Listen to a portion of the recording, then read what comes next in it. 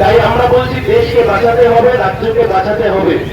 এই দেশটা, এই রাজ্যটা, এই দেশের সংবিধান যারা লড়াই করেছিল, যারা গণতন্ত্রের জন্য লড়াই করেছিল, স্বাধীনতার জন্য লড়াই করেছিল, তারা লড়াই করেছিল দেশের জন্য, তারা লড়াই করেছিল দেশের সাধারণ মানুষ যাতে মাথা তুলে বাঁচতে পারে তার জন্য। আজকে বেকার দারিদ্রের সমস্যা কোথায় গিয়ে দাঁড়িয়েছে? গোটা পশ্চিমবাংলা এবং গোটা দেশ জুড়ে, গোটা পশ্চিমবাংলা জুড়ে একের পর এক পরীক্ষা, টেট হতে পারে, এসএসসি পরীক্ষা হতে পারে, পিএসসি হতে পারে, একের পর এক পরীক্ষা। প্রচুর শিক্ষিত ছেলেমেয়েরা, কেউ ডিএলএড করছেন, কেউ বিএড করছেন, কেউ ইঞ্জিনিয়ারিং করছেন, পড়ে সবাই বাড়িতে বসে থাকতে হচ্ছে।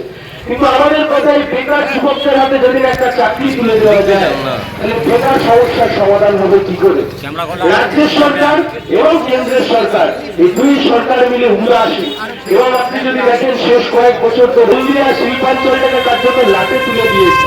আমরা একটা হলদিয়া শিল্পাঞ্চল করেছিলাম, যে হলদিয়া শিল্পাঞ্চলে একের পর এক শিল্প এসেছিল, যেখানে হাজার হাজার ছেলে মেয়েরা শ্রমিক, তারা কাজ করতো, তাদের পেটে ভাত জুটত। আর আজকের দিনে দাঁড়িয়ে আমরা কি দেখছি? কার্যত লুটে তার হলদিয়ার 12টা বাজিয়ে দিয়েছে। তাই আমাদের কথা খুব স্পষ্ট, আমরা একটা স্লোগান ঠিক করেছি, আপনাদের সামনে এই কথাও আমরা রাখছি। আমাদের কথা, জিতবে এবার সায়ন, হলদিয়ায় হবে শিল্পায়ন। জিতবে এবার সায়ন, হলদিয়ায় হবে শিল্পায়ন।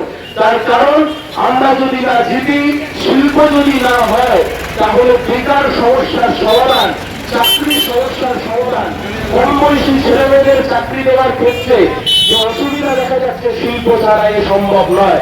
আর আজকের দিনে দাঁড়িয়ে তৃণমূল আর বিজেপি নিচের তলায় যতই এরা মারপিট করুক, ওপর তলায় দিল্লির বিজেপির নেতারা আমাদের মুখ্যমন্ত্রীর মাথায় হাত দিয়ে রেখে দিয়েছে।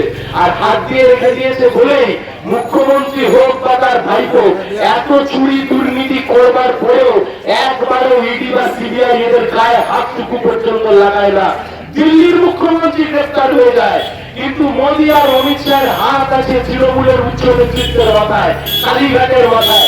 তাই জন্য চুনোপুটি গ্রেপ্তার হয়, কিন্তু চুরি দুর্নীতির মাথারা কেউ গ্রেপ্তার হয় না। তাই আমাদের কথা খুব স্পষ্ট, এরা নিচু তলায় যতই মারপিট করুক, ওপর তলায় সব মিলেমিশে খাচ্ছে।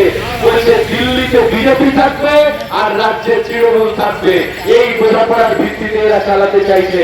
তাই আমরা বলছি বোঝাপড়া ভাঙতে হবে, সাধারণ মানুষের জন্য লড়তে নেমেছি। তাই আমরা বলছি আসুন বন্ধু, আগামী 25শে মে সিপিআইএম কে ভোট দিন, কাছে হাতুড়ি তারাতে ভোট দিন, যাতে বেকার যুবকের হাতে চাকরি, ধর্ম অবশ্যই ধর্মের জায়গায়, ধর্ম, কর্মসংস্থান সবকিছু মিলিয়ে মিশিয়ে জিনিসপত্রের দাম যেভাবে বেড়েছে তাকে কমানোর লক্ষ্যে সিপিআইএম কে ভোট দিন, সায়ন ব্যানার্জিকে ভোট দিন।